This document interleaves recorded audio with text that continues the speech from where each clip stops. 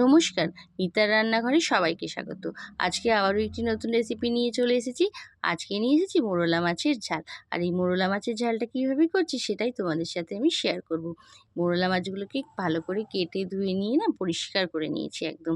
দিয়ে এর মধ্যে নুন আর হলুদ আমি মেখে নেব। আর বন্ধুরা, আমার ভিডিও যদি তোমাদের ভালো লেগে থাকে তাহলে প্লিজ লাইক করে দিও আর চ্যানেলটা একটু সাবস্ক্রাইব করে দিও। তো এদিকে নুন হলুদ দিয়ে মাখিয়ে নিলাম ভালো করে মাছটা। দিয়ে এদিকে উপকরণ হিসেবে নিয়েছি আলু, সরু সরু করে আলু কেটেছি, পেঁয়াজ কুচি নিয়েছি দুটো, আর টমেটো নিয়েছি একটা বড়, আর নিয়েছি কাঁচা লঙ্কা। কাঁচা লঙ্কা তোমরা ঝাল হিসেবে নেবে, আমি 3টে নিয়েছি। আর নিয়েছি কিছু ধনে পাতা। তো এটা উপকরণ। আর নিয়েছি সর্ষে বাটা লাগবে। হ্যাঁ, এদিকে কড়াটা বসিয়ে দিয়েছি, তার মধ্যে সর্ষের তেল দিয়ে দিয়েছি। সর্ষের তেলটা বেশ গরম হবে, বেশ ধোঁয়া ওঠা গরম হবে। হ্যাঁ, তারপরেই মাছগুলো দেবে, কারণ ধোঁয়া ওঠা গরম না হলে মাছগুলো অনেক সময় দেখবে লেগে যেতে পারে। তাই জন্য তেলটা বেশ ধোঁয়া ওঠা গরম হয়েছে তখনই দিলাম। আর মাছগুলো ভাজছি, বেশ কড়া কড়া করেই মাছগুলো ভেজেছি। দিয়ে মাছগুলো তুলে তুলে রাখলাম। প্রথম ব্যাচের মাছগুলো হয়ে গেল, তারপরেও আবার ওই তেলের মধ্যেই আবারও কিছু মাছ ছিল, ওই মাছগুলো দিয়ে দিলাম। দিয়ে ওই মাছগুলোও কিন্তু আমি ভেজে নেব। খুব সাধারণভাবেই রান্নাটা করছি।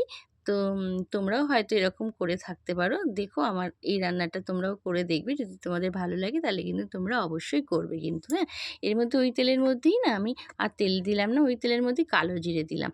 কালো জিরে ফোড়ন দিয়ে তারপরে আলুগুলো, যে সরু সরু করে আলু কেটে রেখেছিলাম সেই আলুগুলো দিয়ে দিলাম।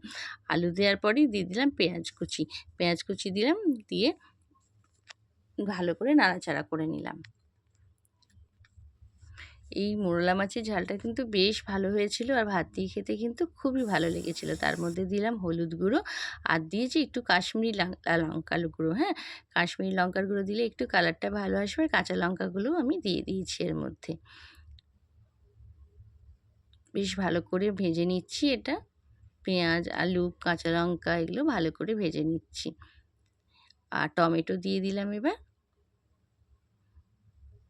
টমেটোটা বেশি করে দিলে বেশ বেশ টক মিষ্টি টক লাগে, তো বেশ ভালো লাগে খেতে।